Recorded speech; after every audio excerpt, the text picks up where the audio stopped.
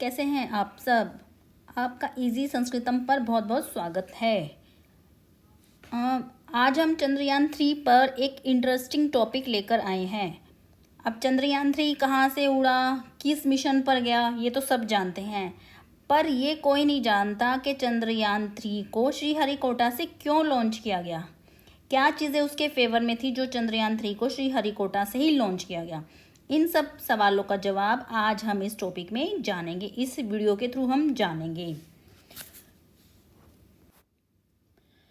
इसरो के अधिकतर रॉकेट श्रीहरिकोटा से ही क्यों लॉन्च किए जाते हैं, ये हमारा प्रश्न है। आओ अब इसका हम जवाब, एकदम सटीक जवाब हम इस वीडियो में पाएंगे। चंद्रयान 3 की लॉन्चिंग 14 जुलाई 2023। कब की चंद्रयान 3 की लॉन्चिंग? 14 जुलाई 2023 की दोपहर 2:35 पर, दोपहर 2:35 पर आंध्र प्रदेश के श्रीहरिकोटा स्थित सतीश धवन अंतरिक्ष केंद्र से हुई। कौन से अंतरिक्ष केंद्र से हुई? सतीश धवन अंतरिक्ष केंद्र से हुई। अब प्रश्न यह उठता है कि इसकी लॉन्चिंग श्रीहरिकोटा से ही क्यों की गई। इसके कई कारण हैं। अब जब हमें पता चलता है कि चंद्रयान 3 की लॉन्चिंग कहाँ से की गई?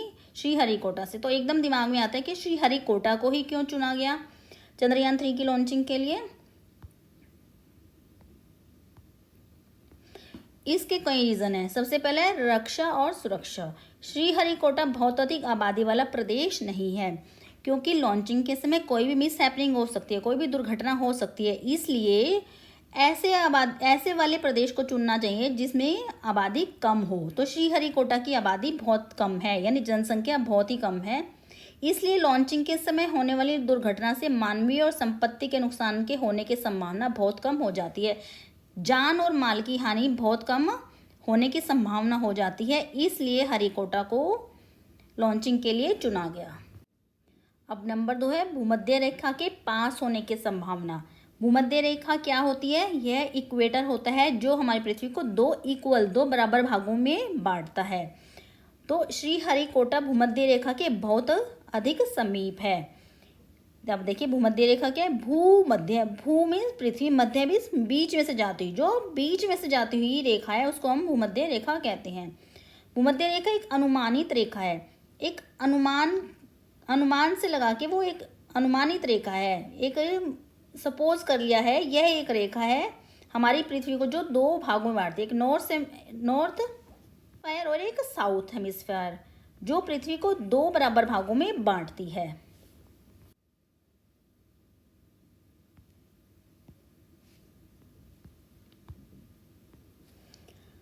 इसकी सहायता से रॉकेट का मार्गदर्शन करना बहुत आसान हो जाता है। जब पृथ्वी को दो भागों में बांट दिया तो इससे जो रॉकेट का जो हमारा मार्गदर्शन है, मार्गदर्शन मतलब हमारा रॉकेट कहाँ गया कहाँ नहीं, जिसको नेविगेशन बोलते हैं। जैसे हम गाड़ी से जाते हैं तो नेविगेशन लगाते हैं ना हम, तो वैसे ही रॉकेट का पता लगाना बहुत आसान हो जाता है।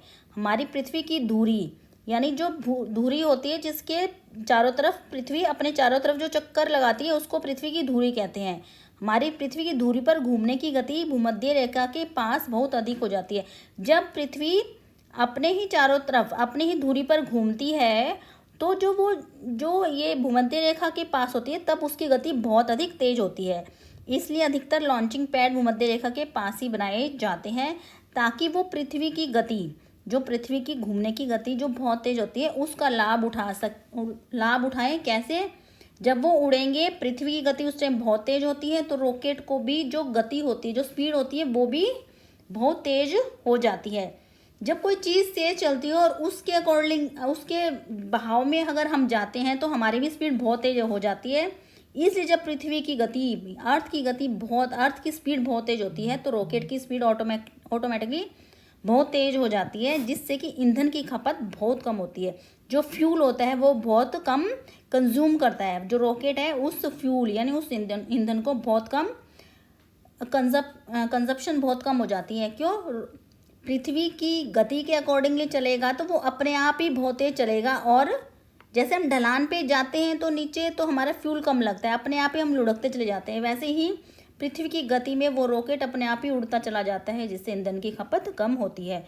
भौगोलिक स्थिति यानी लोकेशन, श्रीहरिकोटा भारत के पूर्वी तट पर स्थित है। जो श्रीहरिकोटा है वो भारत के ईस्टर्न कोस्ट पर है, जो कि चारों तरफ से बंगाल की खाड़ी से घिरा हुआ है। बे ऑफ बंगाल, बंगाल की खाड़ी बे ऑफ बंगाल से घिरा हुआ है।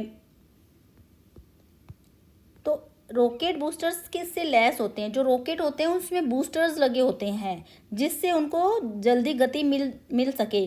जैसे कि किसी गाड़ी में इंजन लगा होता है ज़्यादा हॉर्स पावर का, वैसे ही ये बूस्टर होते हैं रॉकेट की स्पीड को बढ़ाने के लिए। कुछ समय के बाद ये बूस्टर्स रॉकेट से अलग हो जाते हैं। जैसे ही रॉकेट लॉन्च होता है तो उसको गति मिलती है इन बूस्टर से, और थोड़ी देर बाद ये बूस्टर्स नीचे गिर जाते हैं और पृथ्वी पर गिर जाते हैं। अगर चारों तरफ पानी होगा तो गिर के अगर ज़मीन पे गिरेंगे तो जान और माल की हानि होगी, अगर पानी में गिरेंगे तो कोई हमें नुकसान नहीं होगा। तो इसलिए अगर चारों तरफ पानी होगा तो ये बूस्टर्स अलग होने के बाद पानी में गिरेंगे, जिससे जान और माल की कोई हानि नहीं होगी। ये भी एक रीज़न है श्रीहरिकोटा से रॉकेट को लॉन्च करने का। पृथ्वी का अपनी धुरी पर घूमना, पृथ्वी अपनी धुरी पर पश्चिम से पूर्व की ओर घूमती है। जो पृथ्वी की रोटेशन है वो हमारी वेस्ट से ईस्ट को घूमती है, ना कि ईस्ट से वेस्ट को। वेस्ट से ईस्ट की ओर घूमती है, इसलिए पृथ्वी के पूर्व की ओर घूमने के कारण रॉकेट को उड़ान भरने में आसानी रहती है। जब हम किसी चीज़ की गति के अकॉर्डिंगली चलते हैं तो हमारा मेहनत की भी कम लगती है और हमारी स्पीड भी ज़्यादा होती है।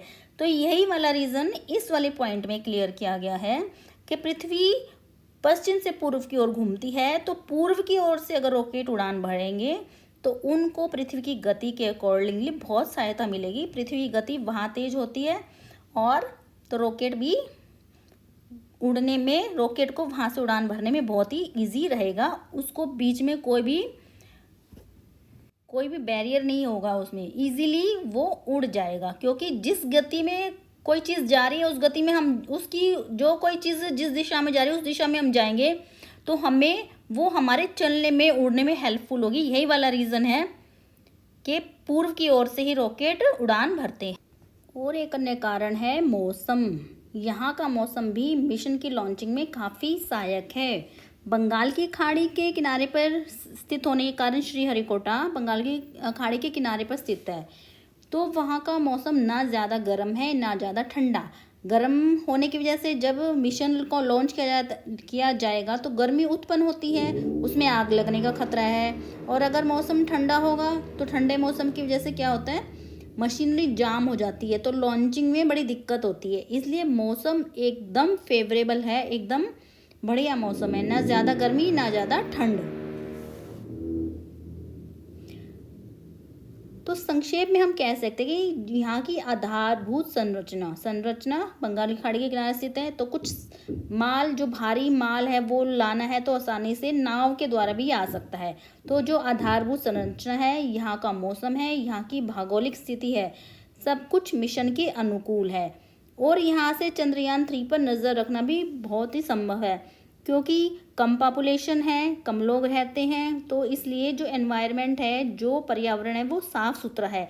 उसकी वजह से ना कोई धुआं है ना कोई, और विजिबिलिटी भी काफ़ी क्लियर है। तो उसकी वजह से रॉकेट पे नज़र रखना बहुत ही आसान है, यानी धुंधलापन कुछ नहीं होता, क्योंकि पर्यावरण साफ़ सुथरा है, इसलिए रॉकेट पे नज़र रखना भी बहुत आसान है।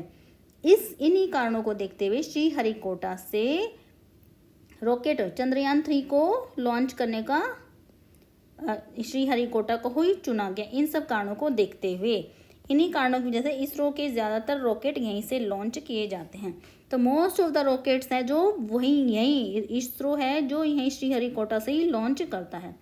इन सब बातों को देखते हुए तो ये था चंद्रयान 3 को श्रीहरिकोटा से क्यों लॉन्च किया। तो आशा करती हूँ आपको ये टॉपिक बहुत पसंद आया होगा।